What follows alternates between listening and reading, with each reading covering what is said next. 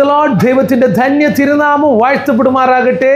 ഈ ആഫ്റ്റർനൂൺ സമയത്ത് ഒരു വേദവചന ചിന്തയുമായി നിങ്ങളുടെ മധ്യേ ഓൺലൈനിലൂടെ കടന്നു വരുവാൻ സർവശക്തനായ ദൈവം നൽകിയ നല്ല മുഖാന്തരങ്ങളെ ഓർത്ത് ഞാൻ കർത്താവിനെ നന്ദിയോട് സ്തുതിക്കുന്നു.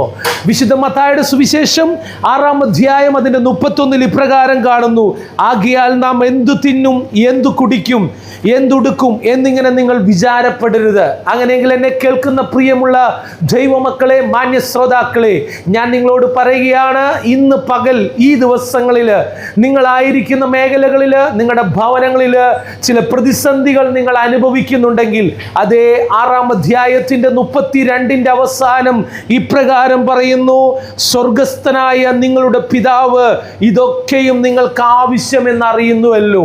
നിങ്ങളുടെ ജീവിതത്തിൽ പ്രതികൂലങ്ങൾ അനവധി ഉണ്ടെങ്കിലും സ്വർഗസ്ഥനായ പിതാവ് ഇതെല്ലാം അറിയുന്നു. നിങ്ങളുടെ ആവശ്യങ്ങൾ അതാത് സമയങ്ങളിൽ നിങ്ങളുടെ അടുത്തേക്ക് ഇറങ്ങി വന്ന് നിങ്ങളുടെ ആവശ്യങ്ങൾ നികത്തുന്ന ഒരു ദൈവത്തെയാണ് നമ്മൾ ഈ കാലഘട്ടങ്ങളിൽ ആരാധിക്കുന്നത്, സ്തുതിക്കുന്നത്.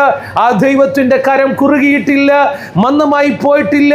നിങ്ങളെ അനുഗ്രഹിക്കുന്ന ഒരു ദൈവം, നിങ്ങൾക്ക് വേണ്ടി നീക്കുപോക്കുകൾ നൽകുന്ന ഒരു ദൈവം ഈ ദിവസങ്ങളിൽ നിങ്ങൾക്കും വേണ്ടി ആ കരം നിങ്ങൾക്ക് വേണ്ടി ഉപയോഗിക്കുവാൻ ശക്തനാണ്. ഈ വചനങ്ങളാൽ ദൈവം നിങ്ങളെ സഹായിക്കട്ടെ.